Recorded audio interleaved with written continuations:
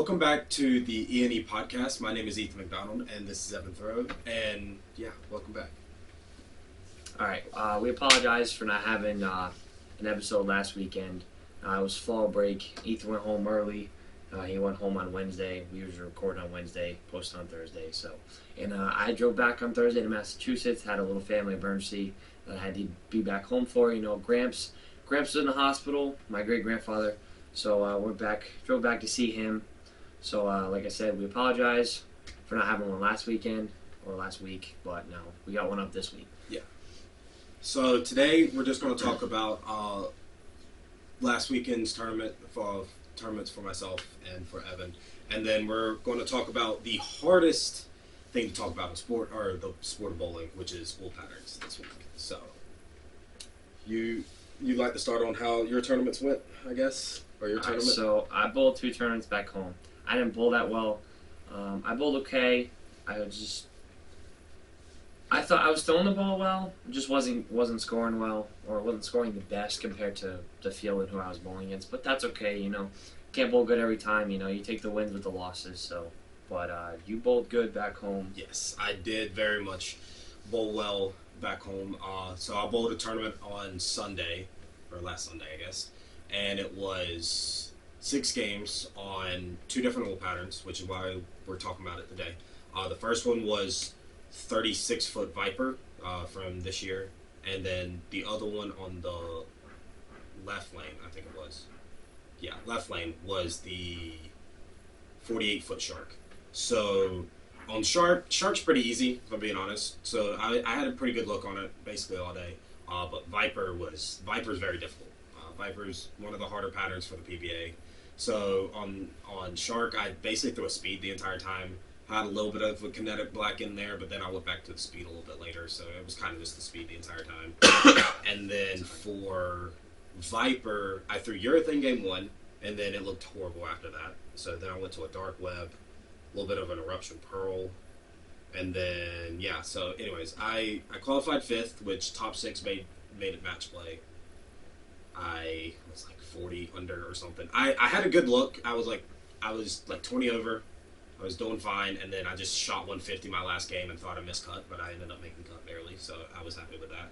I won my first match pretty well and dusted. I didn't have to really bowl great my 9th and 10th frame. I just had to basically make spares. Game 2, I struck out to force him to strike the first ball, and the guy wasn't able to. So I made it to the finals, and needed in the finals.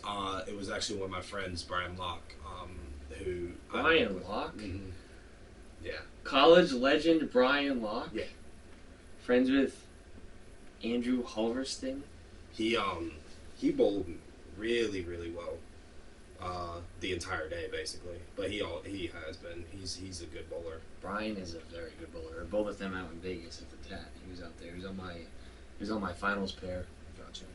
And he shot 260. Not surprised. No. And he ended up shooting 199, but he started out really slow, but just kept making spares, just spared it out, and he ended up striking out. He forced me to bowl to be in the 10th frame on Viper, of course, because he was the number 1 seed, or number 2 seed, maybe one of the 2. And so he forced me to show up on Viper. Struck out in the 10th on Shark. Made me have to get the first. I needed a strike and a 7 spare. And I go strike 6, which then I needed the spare. Got only 3. And what'd you leave? I left the 1, 2, 8, 10. Just completely flagged the head pin. I actually thought it was I thought it wasn't a bad shot. I don't think I missed in terms of my mark. I think I threw it really hard because the ball just never saw it. So I ended up doing that. Almost made the washout, which would have been very nice. Just to put my psyche in there and everything, get myself focused for a 2-ball roll off. I think it was going to be a 2-ball roll off, but it is what it is. It happens. Live and learn. You lose by 1 pin. I still made money. That's so okay. That's fine. I made money. You win some, you lose some. You both good. Oh yeah. Anyways, so yeah. I just want to give a quick rundown for you guys about oil patterns. Yes. I'm only gonna spend like 15 minutes talking about this, 20 minutes talking about this, maybe not even that long. Yeah. So like Ethan said, he bowled on 2 different oil patterns, and for everyone watching, when you go bowling, there's oil out in the bowling lane that determines how your ball like rolls and if it hits the pocket or not, right? So there's different oil patterns. Some are different lengths. There's more oil. There's less oil. There's different ratios, and the ratio of the patterns determine how easy it is. So like your typical house shot for like a league pattern, it's usually around like 10-1, 11-1, which means there's free hook when you miss right, and there's free hole when you miss left. The patterns that he's bowling on are like 2-1. I think Shark is like 3-1. I'm pretty sure. 2.7 to 1, It's almost 3-1. Viper's like 1.9 to 1. Viper's hard and Viper's short. Viper's 36 feet. 36 feet. Shark is 48. So Shark, you can kind of just... Shark's a little easier because you can just kind of throw a big ball like at the 3-pin. Viper's a little tougher because it's 36 feet, but the gutter doesn't really hook that much. So you kind of... It's tough, and the middle is very flat. It's a 1-to-1 ratio, so like your ball is kind of unpredictable. Yep. What it does. You don't really know what it's going to do. That's why the lower the ratio, the harder it is. So 1-to-1 is the toughest, and like 12-to-1, 13-to-1's like those the are usually your easiest. house Those shot. are the house shots. Those are, those are where you see scores. You see 300 games, 800 series. And I'm not saying that it can't happen on hard stuff. It's just it takes a better quality bowler and better quality shots to bowl better games on the tougher stuff. And luck. A little bit of luck. Yeah, a little bit of luck too. Always need a little bit of luck. Always. Sometimes you'd rather be lucky than good. Ain't that the truth? I would have rather been lucky than good last week, but it's fine.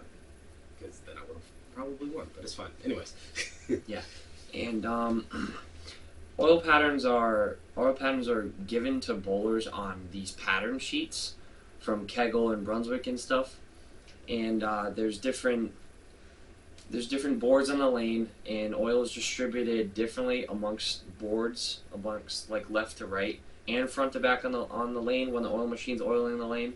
So like there could be like 3 loads from board 2 on the left and board 2 on the right, from about like 3 feet to like 20 feet on the lane. There's 3 loads of oil in that part of the lane, and there's different loads in this part of the lane, and that all determines how your ball reaction is, and why some certain patterns are easier, why some are harder. Yeah.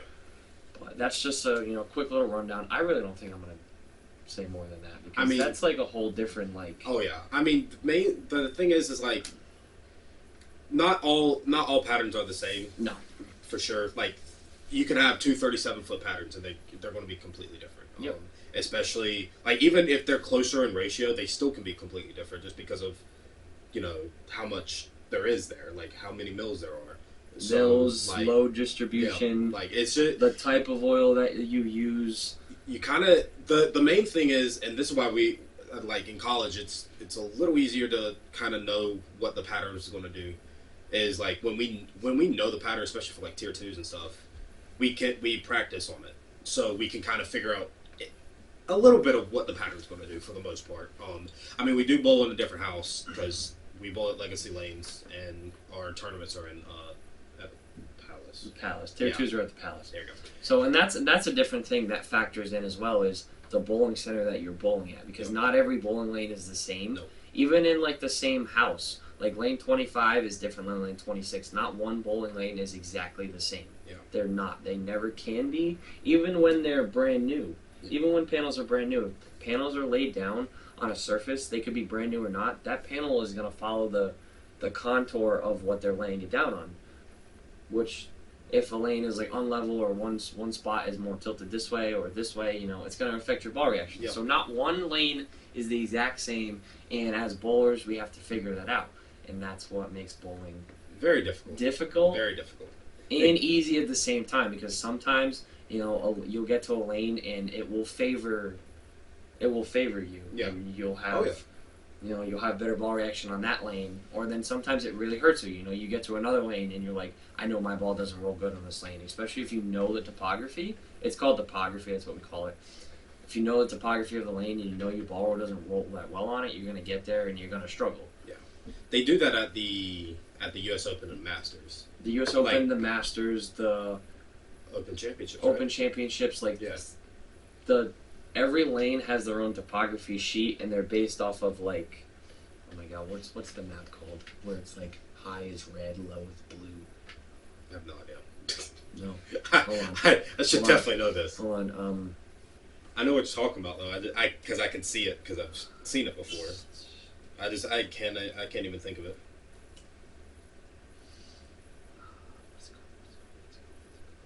What is it called? Hopefully it's easy. I don't know what they're called. Well, while he's looking that up, basically, if it's higher is red, right? Right? Am I right on that? I think it is. Anyways. Yeah, higher is red, low is blue. Yeah. So you kind of see like if it's leaning this way, your ball's going to hook more, or like as a righty. Yeah. Because your ball is, or the gravity is Actually, pushing. no, it I lied. Lower is red, Red. higher is blue. Okay. Well, still, if the on a bowling lane topography chart, lower is red, higher is blue. That's why the front of bowling lanes on a topography chart are always like yellow, red. Okay, yeah, orange, that's because they're more wear and tear, Yep. and they're lower because the bowling balls are impacting that surface more. That makes sense. And then down lane on lefties are usually like lighter blue, green, because they're not as worn Yeah, down. they don't- And then they there's don't some get as worn there's some spots in South Point where like on like board 7, like 7 to 5, like going down the lane at like 35 to like 45 feet, it's just like orange and red. Wow. And then there's some lanes where it's just like yellow. Yeah. And you know it's not going to hook as much from there. And then if you hit 31 and 32, which I bowled nationals on this year, it's blue. Wow. It's blue. And Gotcha. on 32 is blue, and 31 is red. Ha! Or orange. It's orange. 31 is orange, but 32 is blue. My that ball hooked helps. about 5 boards less on 32 than it did on 31. Yeah, that makes sense. That makes sense. I threw 2 different balls. I threw a dark coat on the left lane, I threw a Zen on the right lane. Makes sense. Yeah. But yeah, so like, and that's the thing is like if you have it, or if it's up a little bit more, you know, if it's leaning to the left a little bit, your ball's gonna hook more just a little bit. You know, there's a tolerance when the USBC inspects lanes and stuff. And Yeah. your local USBC association has people that go out and inspect the bowling centers that you bowl at. But not every lane can be completely level. No. So there's a tolerance there. Yeah. And even that little bit will make a tiny bit of difference, you know. Mm-hmm. What is the like amount that it can I be? don't know off the top of my head. Yeah, I can't. I- I feel like I've heard the thing before. The how many. All I know it it's not a lot. Yeah, it's It's not. It isn't. a lot. Like It not isn't a even lot, like- but you can tell really quick if you're bowling uphill or downhill. It goes off degrees, I think. I think it's like plus or minus 1 degree. Yeah. You Something can like tell really quickly if you're bowling uphill or downhill just by throwing the ball down like both lanes. Like Uphill you see this it. way, Yep. uphill that way. Yep. You can just kind of see it, and you just have to kind of fight it. I mean, we can't really blame the lanes at this point just No. because Nope. we Well, know we that's can't- what happened. Yeah, or we can't blame where a bowling alley is positioned. Like when you see a bowling alley on a hill, You just you know. know that you're probably bowling uphill down lane, which means your ball is going to hook more because it's going to have more time to slow down because it's going to go slower off the back of the lane Yeah. because it's uphill. Yep. It's just like when you walk up a hill, you usually walk slower. When you walk down a hill, you walk faster. When the end of a bowling lane is downhill, your ball likes to go quicker. It accelerates faster off the end of the pattern than when the lane is a little uphill. And you can tell by your ball reaction on certain lanes, or pair to pair, maybe uphill, downhill. We kind of that one of the things that we talk about in college, like while we're bowling, is basically like, hey, this might be a little uphill. Just be wary. You might want to move a board or two. The Palace is all downhill. Yeah, everything. There is no chance No. that my ball will slow down and be spinning and be like almost hydroplaning. Yeah. Like they're on water, like it's on water. You can see the ball slow down and go to make the turn, go to come the corner, and then it's like drifting towards Yeah. the pins. Yep. That's how you know that. That's how you know that the Palace is downhill. Yeah. Which means straighter angles tend to be better, slower ball speed. Yeah. So To an yeah. extent. Yeah. Slower ball speed to an extent. But that's kind of just old patterns and everything. I mean, basically, also, kind of what I've been looking They're at. literally just called topography. Is it just called Yeah. topography? Yeah. Oh, okay. Topography. Well then, I guess that's what it is. But like, I stupid. just we kind of are. I kind of wanted to talk just a second about windows because like there's side to side windows, which is basically just the ratio of the pattern. If it's like 13 to 1, you have like plenty of side to side windows and stuff. Yeah. So Darren Tang talks about this a lot in his ball reaction videos right now. Side to side, left to right windows, and front to back windows, and you know on every pattern you have a window that you want to throw your ball at to get it to read the front to back window right, which if your ball's reading your front to back window right, most likely it's reading you're in that left to right window most of the time. Yeah, and that left to right window really is just all about what the ratio is, and then you just kind of throw it into whatever place you need to. Like front to back is more based on the loads of the oil and the topography of the lane. That's really how you gauge your front. And to then back also window. that's also how you find balls too, like what balls you want to throw at that time, because like you have what to bowling find balls, what surfaces on said ball that you where you want to stand in the lanes and stuff. So like that's kind of the windows thing that I was wanting to talk about real quick. Because you can take the same ball, like let's say what's your favorite ball in the bag right now? The Eruption Pearl. Eruption Pearl. All right. Let's say you can take an Eruption Pearl and one with 4,000 on it, with a little bit of lane shine just from bowling with it, or you can take an Eruption Pearl with 2,000, and if you stand in the same exact spot and throw them at the same exact place, the one with 2,000 on it, which is a higher grit, like it's like sandpaper. Yep. You know, the lower the number, the more grittier it is, which means that the more traction the ball is going to have, which is going to make it hook sooner. So you can stand in the same spot with two different bowling balls with two different surfaces, and they're going to hook front to backly differently than if you throw the same ball. I think you just made up a word there for a second. All right. Front to backly. Front to backly. That's a new one. Dictionary. All right. Webster Dictionary added in. Goodness gracious. All right. Do you want to talk about the storm stuff? Yeah, we're gonna wrap the storm stuff. All right. So that's enough about oil patterns. I'm gonna just really quickly shout out Storm. They're coming out with some new bowling balls. Phase 5 in the phase line because of the USB-C with the phase 4. You can't throw the phase 4 in a lot of tournaments. You know, it's really only 5 tournaments. It's really only 5. It's nationals. It's the Masters. It's the collegiate sectionals. It's the U.S. Open. That's it. And then from there on out, it's kind of just if there's a tournament circuit, the tournament director decides whether you can throw them, whether you can't, or whatnot. But they came out with a Phase 5 to help out, like, the people that go to nationals that had the Phase 4 in the bag that want a ball that's like very close to the Phase 4. So they came out with the Phase 5. The Phase 5 is not the same exact ball because it's a different color. They're very close. I drilled my Phase 5 a couple days ago, and in my opinion, I think the Phase 5 is a little cleaner. But we'll see. I'll post a ball reaction video in the next couple days for you guys. Storm's also coming out with. He really likes that ball. Yes, really I do. does. Storm's coming out with the Fate. It's the new Belmo ball in the Belmo line. This ball is very, very pretty. It's blue. It's sparkly. This is one of the bowling balls that is probably going to sell just because of how pretty it is. It's going to sell because of that and the fact that Belmo's going to it's a Belmo line. It's going to sell a ton. Yeah, this one's going to sell. That Phase 5 is going to sell too because it's a phase.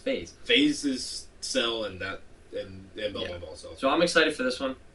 And something that I feel like Storm's taking a page out of Brunswick books here. Mm-hmm. They're re-releasing the Sunstorm. So the Sunstorm was an old solid from, I don't even know when the original Sunstorm came out. I think it was like 1996. I think so. I don't know. I have no idea. I don't know when it was actually released. I think it was like 19 something. It looks very weird though. I'm not gonna lie. It is. That one, I'm gonna be honest here. I don't think a lot of people are gonna buy it because of the look of it. According to the according to Alex at the pro shop back home at Strike Effects, every distributor is sold out of because they're doing it's just a small release, right? limited Limited release. That's Limited what I was release. gonna We say. ordered I think 400 of them. Goodness, that's a lot. I can't find when this ball was released. Is it called the Sunstorm? It's called a Sunstorm.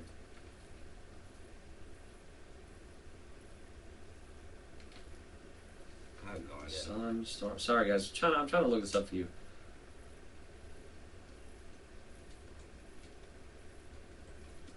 Goodness, they're selling that ball for a ton.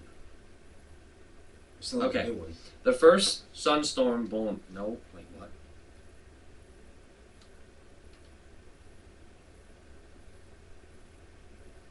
No, I don't know. They're selling this ball for almost $300. Which one? The Sunstorm. No, it's $250. Okay. Yeah. Oh no, it is. Look at that. My lord. I mean, it's a limited release. I know, but look, they're out of stock. goodness. Look, out of stock. $249.95 out of stock. They're all out That's of stock. insane. They are all out of stock already. That's insane. All right, guys. I'm not sure when the original one was released. I think it was like 1997 or 1996, somewhere around there. I could be wrong. Don't quote me on that. Cool. Or fact. If you guys want to fact check me on that, then that's fine. But the new one's coming out December 9th, 2022. And as I just said, I looked on Bowler's Mart, Buddy's Pro Shop. Ace Mitchell sold out of them. So everyone, all the distributors are already sold out of them. So stop by your local pro shop and see if you can buy one of these because it's definitely going to be a good bowling ball in my opinion because it's got the IQ Tour core in it with the spec cover stock, which doesn't absorb oil as quick, and it's one of the good solid cover stocks in my opinion. It was on the promotion. It was on the promotion, Crux and it was Prime. on the Crux Prime and the Gravity Evolve. Two of those bowling balls, the promotion and Crux Prime, when I was youth, when I just threw everything, those two bowling balls were great for me. So, yeah, I love both of those balls, and I'm kind of excited to see what people see out of this ball because, like, of course, I'm not going to throw it. I really enjoyed my Brunswick products, but I'm excited to see what people see out of this because it's going to be a pretty good ball, I think. But let's see. What do you want to talk about? You want to talk about the tournaments this weekend or coming up this weekend before we go to? I mean, personally, tournaments upcoming this weekend. I only have one. I'm bowling Sunday in Coshocton.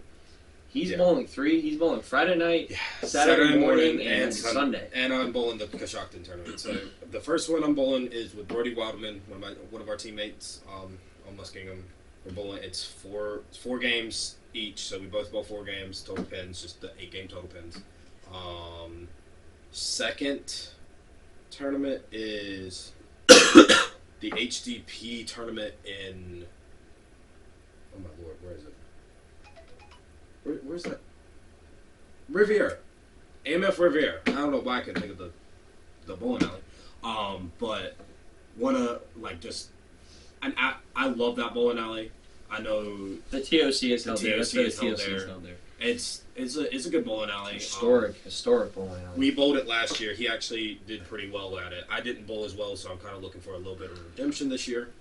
And then the final one is the one that we're both bowling. It's in Coshocton at Legacy Lanes. It's just 4 games.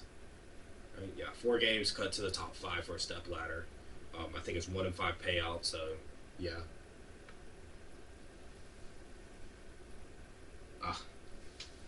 Nice. Crazy. But yeah, so I think I mean I'm bowling on 2 different sport shots. Scorpion is on Saturday at Riviera.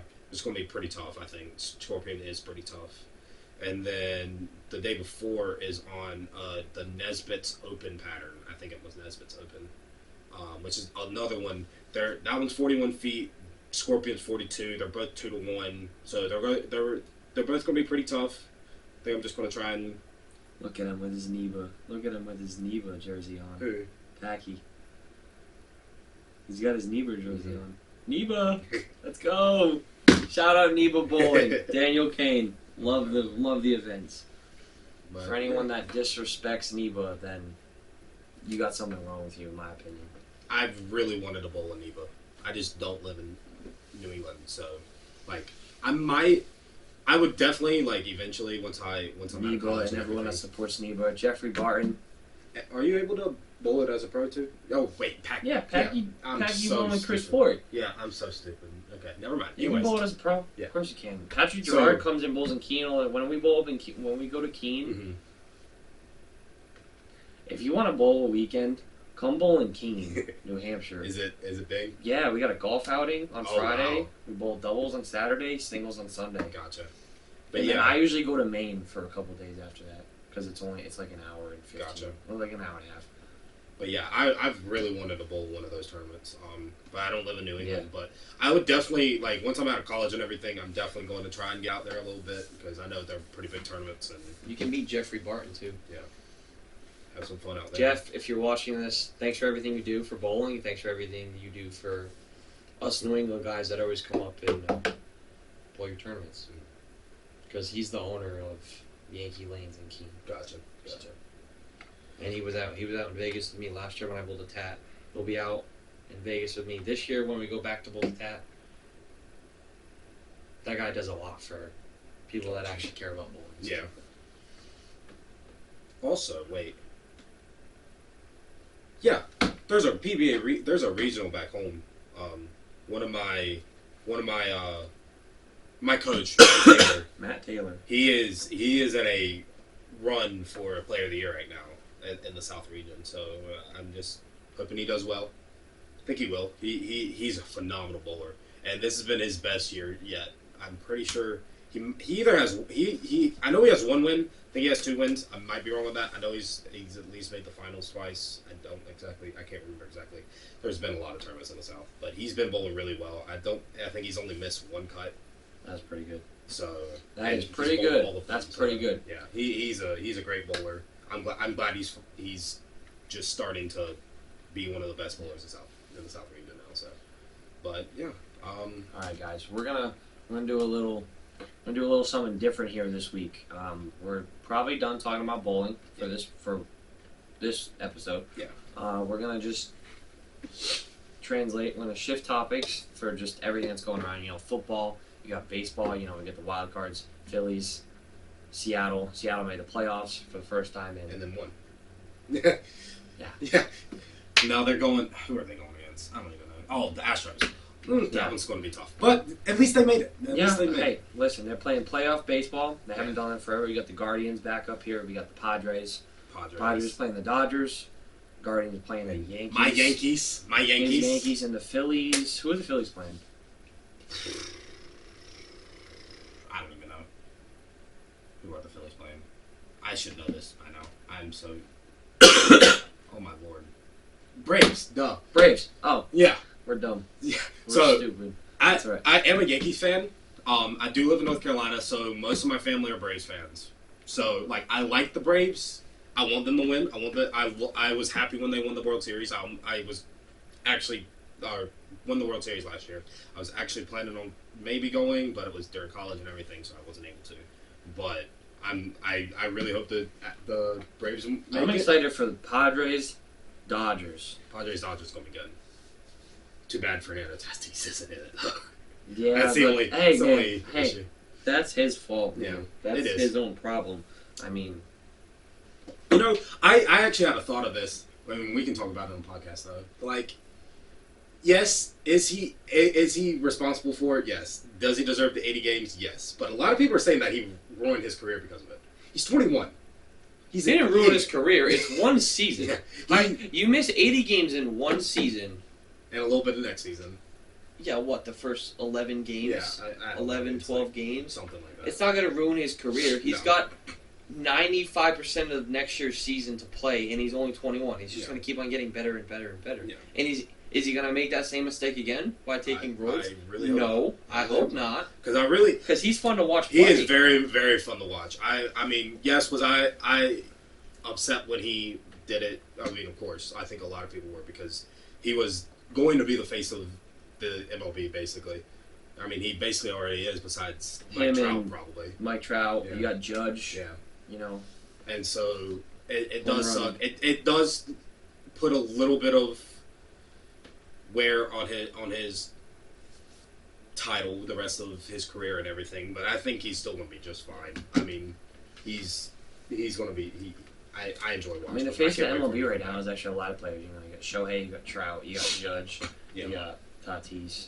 back. I will say, I'm a Yankees fan, so I do 100% think Aaron Judge deserves Boo. MVP. Boo! He's a Red Sox fan, Boo. so he doesn't even have an opinion Boo. at this point. No Yankees. No Yankees. I do have an opinion because I will always despise the Yankees. Do you think They Aaron don't Judge got- deserves MVP though? Right? I I love Shohei yes, Ohtani. yeah. Shohei Ohtani is one of my favorite players to watch because he is a pitcher and a hitter. He's very good at both. However, when you look back at history, you're going to remember Aaron Judge's 62 home runs before Shohei Ohtani's great season. That's all I got. Probably, yeah. I mean, Yep. No, you're probably right. 62 home runs. He was the first person in the AL to get past 61 in 61 years. That's saying something. Yeah, 100%. And he almost won the Triple Crown as well. He kind of slumped that last little bit. That's Plus, okay. he wasn't getting pitched to either because he was getting walked Sorry. 950,000 times. Sorry. The last Sorry about week my and a half team. of- I apologize It's all right. on my team's behalf. But, I mean, they are... I truly believe he deserves it. For all us Red Sox fans out there, I just hope we play better next season because this was awful. Yeah. This was hard to watch. It was hard to watch. what Guys, mainly guys, was it? Wasn't it the We pitcher? got. It was just everything.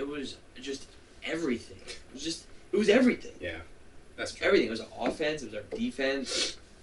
Y'all lost to the Oreos. When we had fairly decent offense, we had no pitching. Yeah. When we had fairly decent pitching, we had no offense. It was Your pitchers were just giving up the- home runs it's left and just- right. Chris Sale is a walking like twig Yeah. that just breaks if he falls down, which that's fine. Not really. Not everyone's the same. And Yeah. It's fine. It's fine. We're not gonna talk about. Actually, I'm gonna mention it, guys. We got beat by the Orioles this year in the division. The Orioles. We love that. We love to see it. Come on. I'm We not were even last. Orioles. We were last. Last in the division. I will say we were in the toughest division though. Like that was a very hard division to win.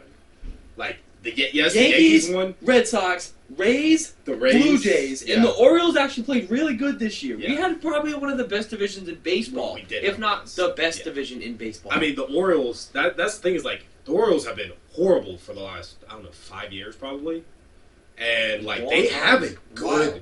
They have a Yeah, good they team. have a good team. They have I a good know, young and team. it's- Aiden Hutchinson or not Aiden Hutchinson. That's Frustrating. football. Yeah. What is his name? Who are we talking about? The catcher for the new catcher for the Orioles. I have no idea. Not Aiden Hutchinson. I know who I'm talking about. Aiden Hutchinson's a football player. Speaking of football, how about the Patriots? All right, we ain't got time for the Patriots. Patriots. Adlai Rochman. Adlai Rochman. He was a number 1 pick by the Orioles, I think. Or he was either number 1 pick or he was a first round pick. One of the two. Either one is still kind of the same. But he is a great catcher, and he's gonna be a star of the league. So they're going to be tough to beat in the next couple of years. Ryan Mountcastle's another really young guy. I think No, they he's got a good 25, team. I mean, they got a 26. good team. They're rebuild. They're in a rebuild mode still. Yeah. So I mean, And they got to start getting good people. Oh, yeah. I mean, Yep. Speaking of But- football, football. my Patriots, baby. It's October. This is Patriots football month.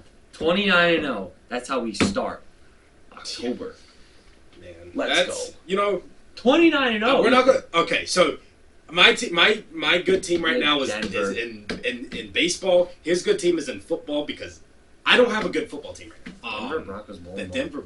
Denver Broncos are horrible this year, and it's driving me insane. It's driving me absolutely. Yeah, you guys lost to the insane. Colts. Yeah, we lost to the Colts on one of the worst Thursday night football games I've probably ever seen. Russell Wilson low-key forgot how to be a QB. Yeah. There was no... All right, first of all, no touchdowns in the game. No. Second of all, it had to go into overtime anyways because of how bad it was. Yep. It was 9-9 at the end of regulation. Yeah. Because of 3 field goals by each team. It's not fun. And we have our coach has no idea what he's doing. And that was Thursday. That was primetime football, baby. We got 9-9 in the end of regulation on primetime Thursday night football. We love to see it. I went home, of course, bowled Thursday night, right? I bowled Thursday night league just because I was like, why not? Did you sub? Yeah, I subbed. I think I shot like 7. No. Yeah, I think I shot 7-10. Actually, one of my friends, his name's Ethan as well, Stanley. I've bowled with him a lot. He has helped me throughout, like financially and stuff like that. And he manages the bowling alley. I think he's the manager now. I don't know. Anyways, he bowled and almost shot 8. I think he shot like 7. I don't even know, 770, 780. But he was bowling well. He was bowling really good. So I thought he was going to shoot 8. But anyways, back to football.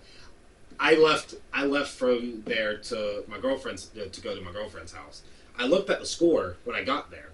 I said, I'm not even watching it, and I just walked in. He said, I'm not even worth my time. We watched. I'm not even worth this time to watch I can't watch the Denver Broncos game. The Denver Broncos. They are horrible.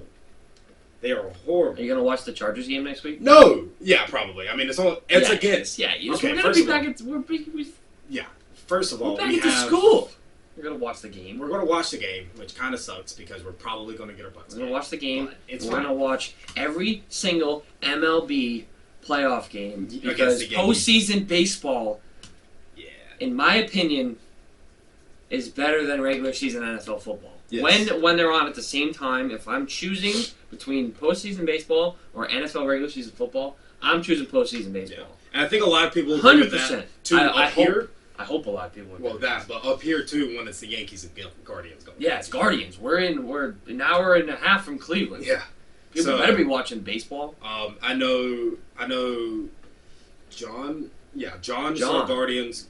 John's a big Guardians fan. Our I'm cameraman. a Yankees fan, so we're gonna have a little bit of fun with that. Probably just watch all the games together and everything. These back-to-back years, because last year it was Red Sox Yankees. Mm-hmm. Back-to-back years, and back-to-back years the Yankees made it. No, that's what's scaring me. That's what What do you mean? It's been like 4 years in a row that we've made it, and then we lose every time. So it doesn't matter.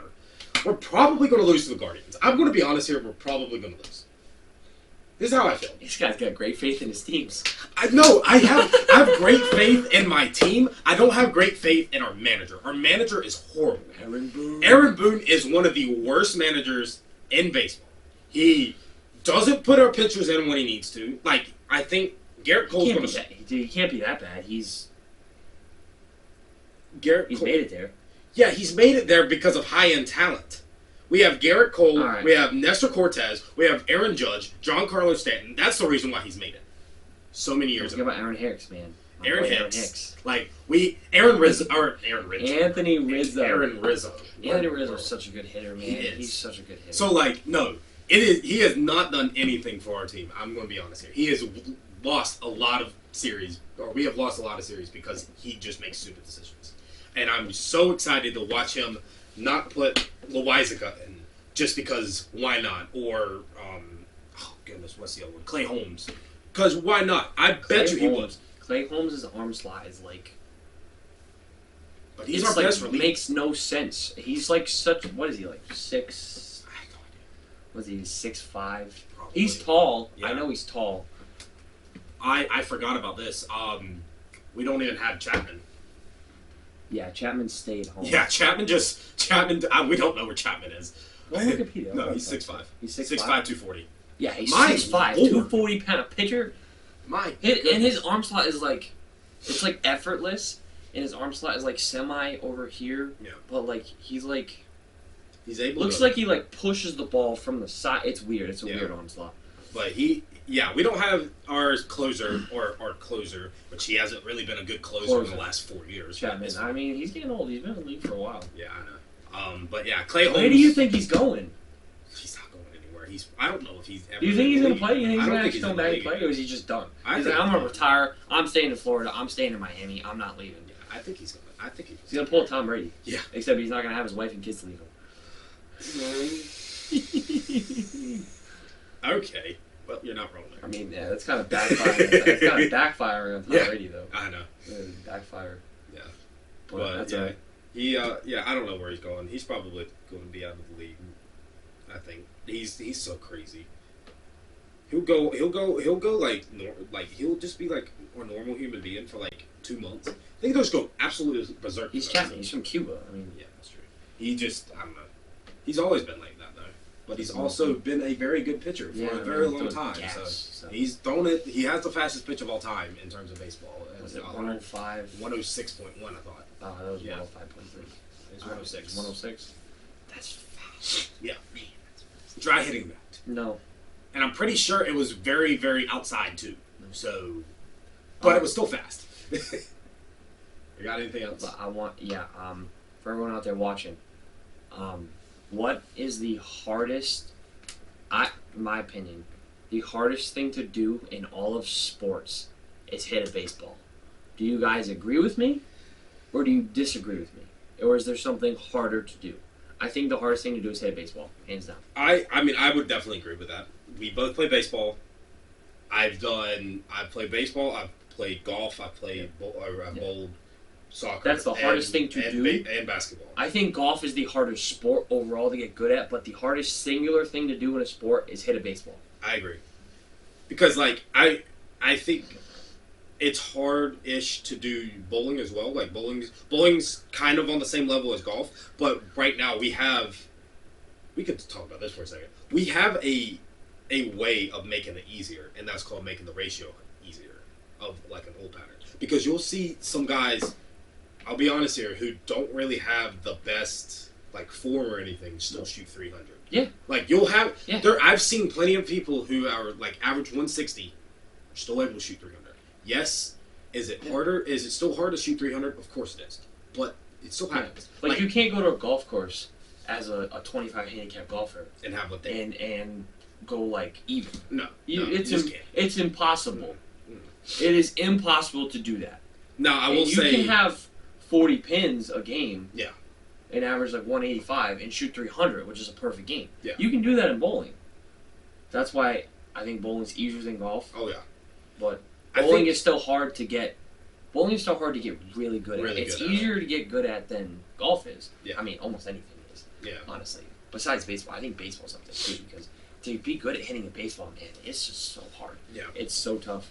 The other thing too is like with baseball, going through the ranks, because you go from college to single A to double A to triple A to the majors. That's hard to do. Well, it is actually more than that. It's single A, and then it's high single A. Yeah. And then it's double A, and then it's high double A, and then it's triple A, and then it's just triple A. Yeah, I think and it's triple A, and then it's the majors. But I mean, it's just so hard to get through all of that. And then by the time you do, I mean, even Aaron Judge, who was one of the better recruits coming out of college, I think it was college. It still took him until he was 25 to get into the majors. Yeah, you don't really see people like 20. Besides, I mean, there have been a few, especially in the last couple of years. I mean, Tatis is 21. Tatis, Vlad was 20, I think, when he started at 21. Vlad Guerrero. I mean, he had his dad as his catcher pretty much. Fernando Tatis had the same thing though.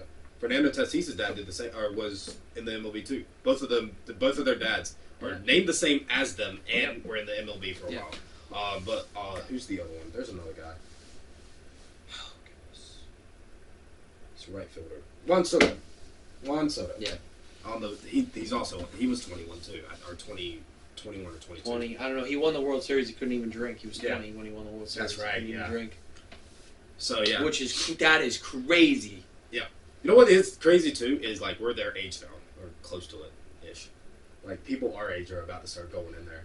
That's weird. That just makes me feel weird. I don't know why, but like that makes me feel like I should have kept playing baseball as a kid. Yeah. I mean I felt that a little or bit as too. as a 16-year-old.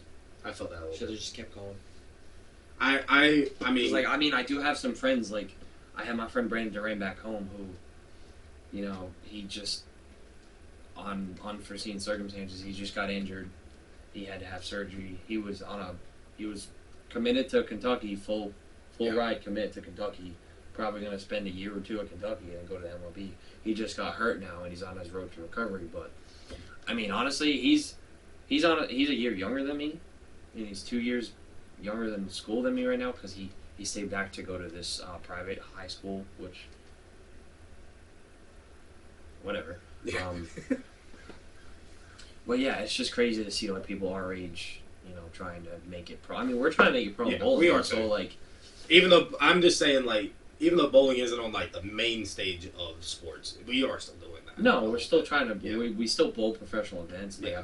I want to go bowl the Masters. I mean, like I go to Vegas every summer to go bowl out there for a couple weeks.